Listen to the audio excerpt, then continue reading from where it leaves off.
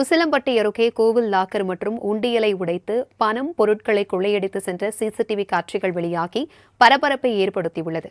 இதுகுறித்தான கூடுதல் விவரங்களுடன் எமது செய்தியாளர் அறிவுடை நம்பி இணைப்பில் இருக்கிறார். வணக்கம் அறிவுடை நம்பி. தற்பொழுது இந்த கொள்ளை சம்பவத்தில் ஈடுபட்ட நபர் யார் என்ற விவரம் ஏதாவது தெரிய வந்திருக்கிறதா? போலீசார் எந்த மாதிரியான நடவடிக்கைகளை மேற்கொண்டு வருகிறார்கள்? இது குறித்தான விவரம். மதுரை மாவட்டம் எலுமலை அருகே உள்ள பாப்பிநாயக்கம்பட்டி கிராமத்தில் காவல் தெய்வமாக அமைந்துள்ள பாறை முனியாண்டி கோவில், அங்க சுற்றி வட்டாரத்தில் உள்ள வேப்பம்பட்டி, கல்லுப்பட்டி, கிருஷ்ணாபுரம் மற்றும் கிராமங்களுக்கு காவல் தெய்வமாக இருந்து வருகிறது. இதில் தினந்தோறும்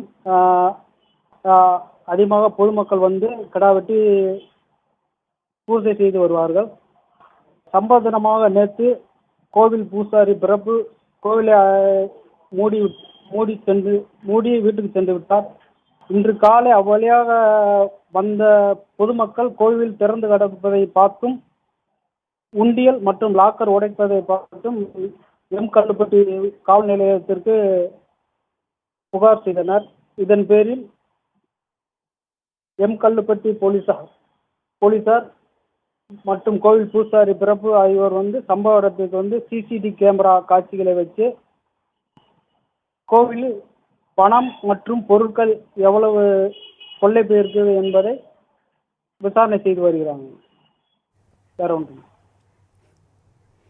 தகவல்களுக்கு நன்றி அறிவுடை நம்பி.